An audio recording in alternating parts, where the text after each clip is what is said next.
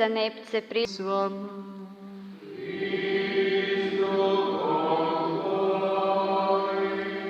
Čitanje Svetog Evanđelja po Ivanu.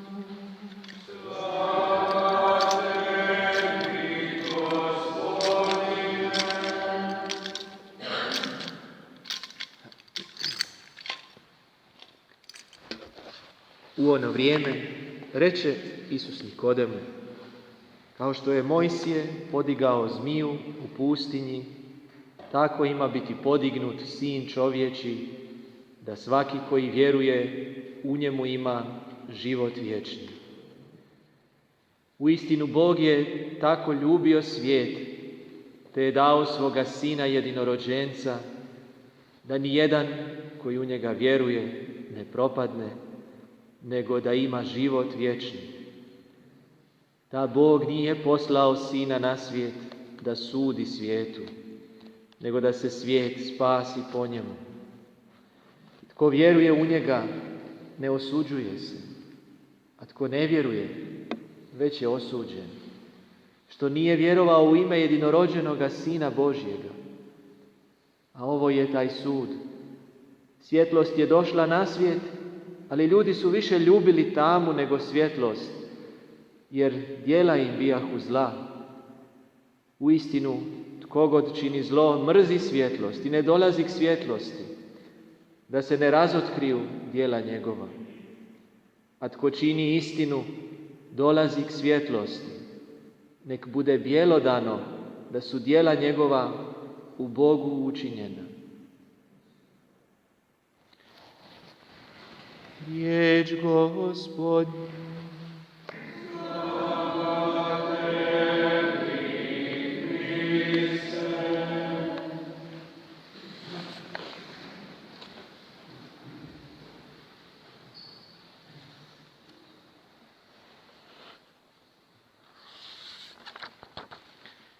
Dva su rizika, braćo i sestre, kad se približavamo svetinjama. Svetinje u nama pobuđuju osjećaj uzvišenosti, udaljenosti. To je jedan prirodni religiozni osjećaj nas, malenih bića, pred svemogućim. I u raznim religijama čovjek je tijekom povijesti štovao toga svemogućega, klanjao mu se, bojao ga se, osjećao se nedostojnim, nesavršenim i nastojao se iskupiti za svoje promašaje, da ga umilostivi. Takvi osjećaj zasigurno nisu ni od nas daleko kad dolazimo u crkvu, kad razmišljamo o stvarnostima vjere, sakramentima, svećenicima. Sve nas nekako navodi da sveto i svetoga zamišljamo kao daleko, uzvišeno, nedohvatljivo i da nas obuzme osjećaj naše bijede i da se nekako držimo stisnuti po strani, pomalo u strahu, pomalo u nemoći, da odgovorimo na velike zahtjeve svetosti. No mi, braćo i sestre, nismo tek neki obični religiozni ljudi. Kršćanstvo, poruka Isusa Krista, njegova evanđelja je istina i oslobođenje za čovjeka tu gdje jest. Ne da bi nas višnji Bog čekao da postanemo idealni i da se savršeno prilagodimo njemu, pa da onda možemo uživati zajedništvo s njim i njegovu naklonost. Ne, on nas susreće tu gdje jesmo, u stanju u kojemu se nalazimo, s potrebama koje imamo. On nam ide u susret sa ljudskim licem, pruža nam ljudsku ruku u Isusu Kristu, ljubi nas ljudskim srcem. Zato ne smijemo olako smatrati da je Bog sve ono što nam na prvu dođe kad kažemo tu riječ i što svijet oko nas misli. kad kaže Bog, kad kaže crkva, kad kaže svećenici i tako dalje. Mi moramo motriti Isusa da bismo stekli pravu sliku o Bogu. Dva su rizika, počeh govoriti, takvog prirodnog, religioznog gledanja. Jedan je da izgubimo ili uopće ni ne steknemo posebnu volju da ugodimo Bogu. Da mislimo, Bog je negdje daleko, pa nekom bude daleko, a ja ću tu kako već znam i mogu, kako se meni sviđa. I taj rizik dovodi do situacije koja je opisana u prvom čitanju, u kojemu se čak izabrani Božji narod jako udaljio od Boga, od njegove volje, otuđio se. Kaže pisac knjige Ljetopisa iz koje smo čuli odlomak, svi su svećenički glavari i narod gomilali nevjeru na nevjeru, slijedeći gnusna djela krivobožačkih naroda, oskvrnjujući dom Gospodnji. Bog im je slao glasnike, a oni su se s njima rugali i nisu ih slušali. Evo, Bog je daleko, pa i nije nas puno briga onda hoćemo li ili ne slijediti njegove pozive, poticaje i tako dalje. A drugi rizik je da iako se trudimo biti Bogu ugodni i vjerni, ipak zbog tereta naše slabosti i grijeha posustanemo i postanemo malodušni, obeshrabrimo se. I onda nas to udalji od Boga. Zatvorimo se u sebe, odgađamo svetu ispovijed. Čini nam se da je to tlaka i teret da dođemo Bogu bliže. I u jednom i u drugom slučaju. To je ropstvo za koje nismo ja i ti stvoreni. Bog nas je stvorio za slobodu, da živimo, da dišemo punim plućima. Progledajmo zato, braćo i sestre, neka nam se otvore oči za istinu o Bogu, istinu o nama i istinu o vremenu i svijetu u kojemu živimo. U ciklusu A nedjeljnih čitanja, koja su bila prošle godine, a koja su uvijek nekako najsnažnija i prije su bila jedina u korizmi ta u nedjeljama čitanja, sad se mijenja svake godine kroz trogodišnji ciklus, je evanđelje o otvaranju očiju slijepca od rođenja. Bio je slijep. Isus mu je otvorio oči. U molitvama priprave za katekumene tijekom korizme za krštenje ima na jednom mjestu gdje se moli nad njima, molitva oslobođenja, egzorcizma, da ih Gospodin oslobodi od sljepačkih varki. Evo, sotonina zona jest sljepoća, nesvjesnost, zamagljenost pogleda i uma. Isus nam hoće otvoriti oči. Prije svega, otvoriti oči za susret s njim. Pred iskustvom straha, pred apsolutnom svetošću Božjom. Što čini pravi Bog, kakav doista jest? Isusov Otac ne zastrašuje čovjeka poput nekih mitoloških, poganskih božanstava, nego ponavlja: ne boj se, važan si mi, ljubim te. Bog je Sina svoga jedinorođenoga poslao u svijet za nas, jer nas je tako ljubio. Dao ga je. Kad čovjek nekoga voli, onda daje za njega. Ma ako ga treba spasiti, prodat će i kuću, samo da ga spasi, jer ga voli. Bog Sina svoga daje za nas. jer nas voli. No kako ga daje? Daje ga tako da bude uzdignut kao Mojsije što je uzdigao zmiju u pustinji.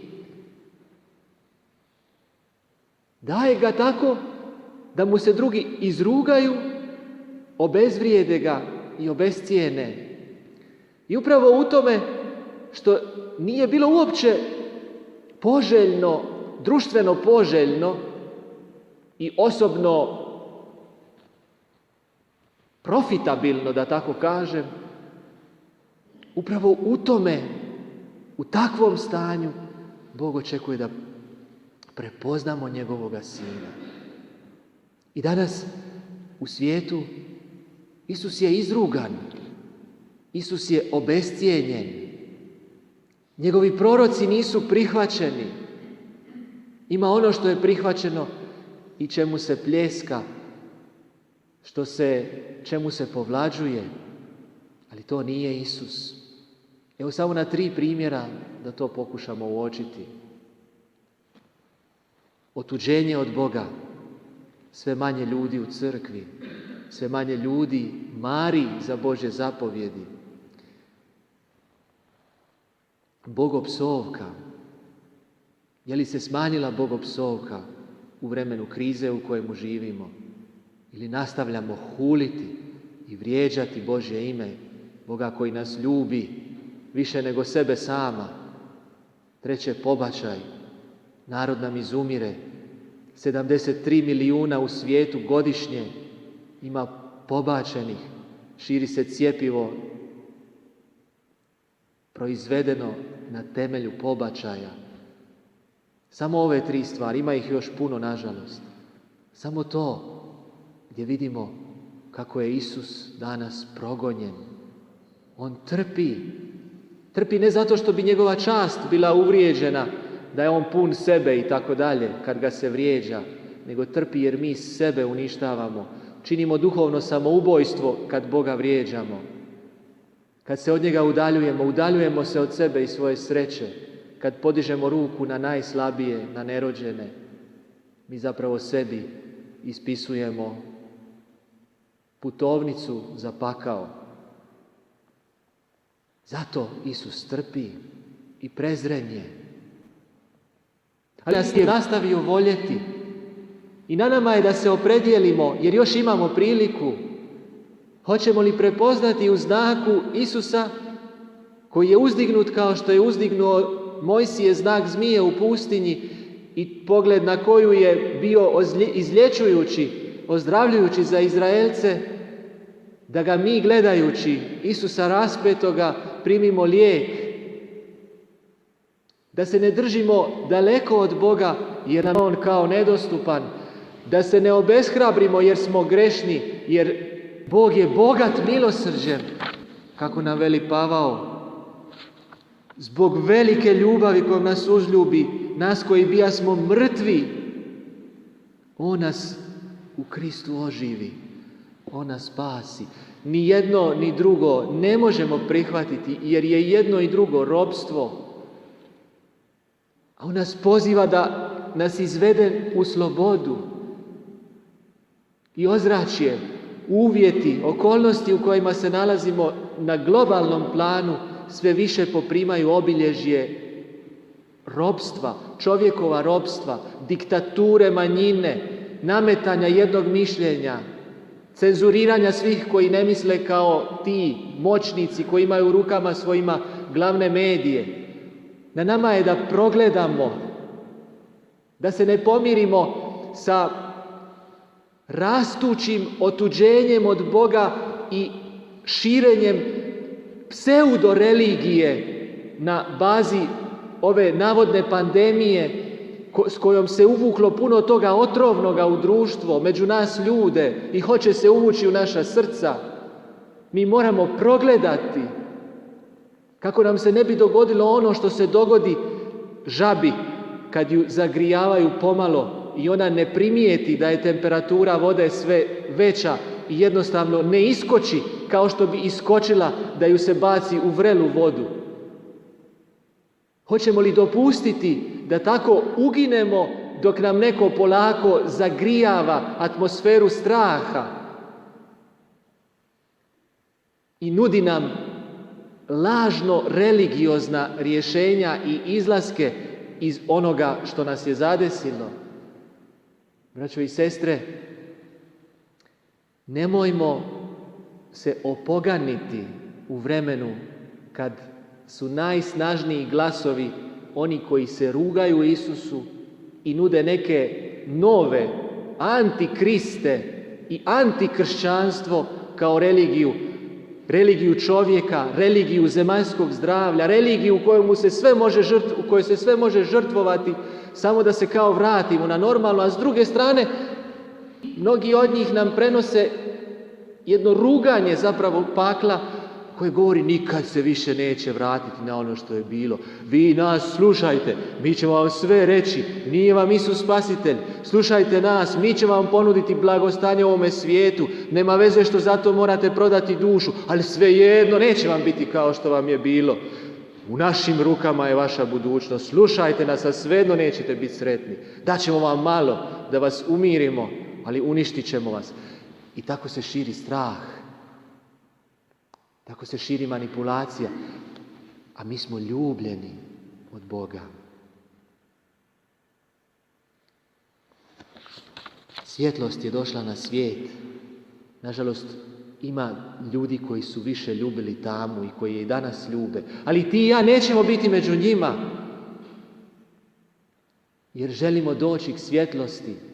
Jer ako smo u čemu i zavedeni i poljuljani u našemu predanju i pouzdanju u Boga, u čije smo ime kršteni i koji nam je dao toliko mira i blagoslova u životu, sad se želimo vratiti na izvore mira, zdravlja i budućnosti. Bog ima još uvijek povjerenja u nas, nije od nas odustao i mi zato njemu dolazimo. Hoćemo doći k svjetlosti. Hoćemo čuti, kao što je čuo porobljeni Izraelac u babilonskom sužanstvu, koje je bilo posljedica njegove udaljenosti od Boga, da Bog ima za nas plan nade, da nam On nagovješćuje bolju budućnost i da je naša odluka za obraćenje, za pomirenje s njim, za ljubav prema čovjeku i za borbu za život, za svjetlo jednom riječju, zapravo temelj nove, bolje budućnosti, koja nam neće doći od moćnika ovoga svijeta, nego od Boga živoga. Braćo i sestre, naučimo se sve više zatvarati oči za televizije ovoga svijeta i za glavne dominantne glasove koji smo već presiti i već nam je muka od njih. I otvorimo oči i uši srca da čujemo što nam govori Isus, crkva u svom autentičnom nauku i oni koji zdravim razumom promišljaju o čovjeku i o njegovoj sudbini u ovome svijetu. I doživjet ćemo da nam je ova korizma na prosvjetljenje, na obnovu. Imat ćemo mir. Bićemo čvršće međusobno povezani usprkos svim propisanim distancama. Jer jedino tako ćemo i opstati zajedno u imenu Isusovu. Amen.